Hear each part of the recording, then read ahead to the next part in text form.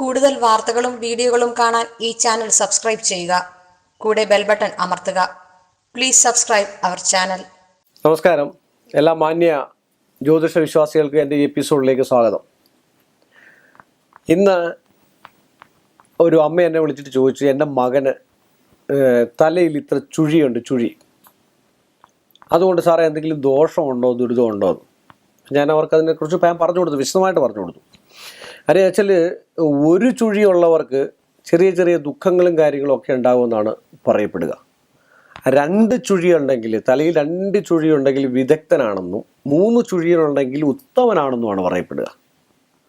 നമ്മൾ പറയത്തില്ലേ, മൂത്തതാണെങ്കിൽ എന്തോ ഒരു സംതിങ്, ഇത് പിന്നെ നാട്ടുനടപ്പനുസരിച്ച് പറയുന്നുണ്ട്, ഞാൻ പറയുന്നില്ല.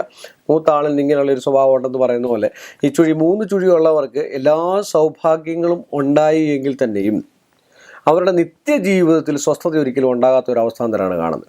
അതുപോലെ 2 ചുഴിയുള്ളവർക്ക് 2 രീതിയിലുള്ള അവസ്ഥ ഉണ്ടാകാവുന്ന, 2 ചുഴിയുള്ളവർക്ക് 2 ഭൂമി കൈവശം ഉണ്ടാകും.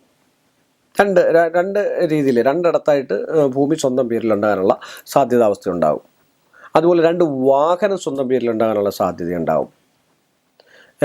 2 രീതിയിലുള്ള ബാങ്ക് അക്കൗണ്ട് സമ്പാദ്യങ്ങൾ ഉണ്ടാകാനുള്ള സാധ്യതയുണ്ടാകും.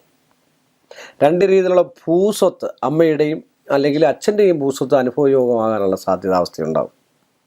അതുപോലെ സഹോദരന്മാരുടെ 2 സഹോദരന്മാരുണ്ടെങ്കിൽ 2 പേരുടെയും സ്വത്ത്, സ്ഥാവര ജംഗമ വസ്തുക്കൾ സ്വന്തമാക്കാനുള്ള എല്ലാ കാര്യങ്ങൾക്കും ഈ 2 ഉണ്ടാകാനുള്ള സാധ്യതാവസ്ഥ 2 ചുഴിയുള്ളവർക്കുണ്ട്. അത് തന്നെയല്ല 3 ചുഴിയുള്ളവർക്ക് വീട്ടിൽ ഏറ്റവും ഐശ്വര്യവും, അത് തന്നെയല്ല 3 ചുഴിയുള്ളവരെ ശ്രദ്ധിച്ചറിയാനും മിക്കവാറും ശാസ്ത്ര സാങ്കേതിക വിദ്യകളിൽ ഒരു ഞൊടുക്ക് പണിയെ പോലും, ചുമ്മാ റേഡിയോ കിട്ടിയാൽ പോലും ഇങ്ങനെ കുത്തിപ്പൊളിച്ച് അതിൻ്റെ അറ്റം വരെ കാണുന്നതായിട്ടുള്ളൊരു അവസ്ഥാന്തരമുണ്ട്. ഭയാനക ബുദ്ധി കൂർമ്മതയുള്ള ആൾക്കാരായിരിക്കും.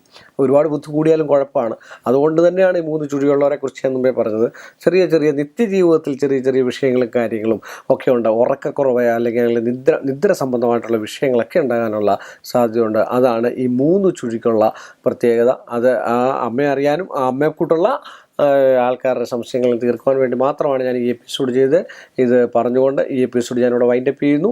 എല്ലാ മാന്യ പ്രേക്ഷകർക്ക് എൻ്റെ നിശ്ചയവുമായ നന്ദിയും കടപ്പാടും പറഞ്ഞുകൊണ്ട് ഈ എപ്പിസോഡ് ഇവിടെ അവസാനിപ്പിക്കുന്നു. കൂടുതൽ വാർത്തകളും വീഡിയോകളും കാണാൻ ഈ ചാനൽ സബ്സ്ക്രൈബ് ചെയ്യുക. കൂടെ ബെൽ ബട്ടൺ അമർത്തുക. Please subscribe our channel.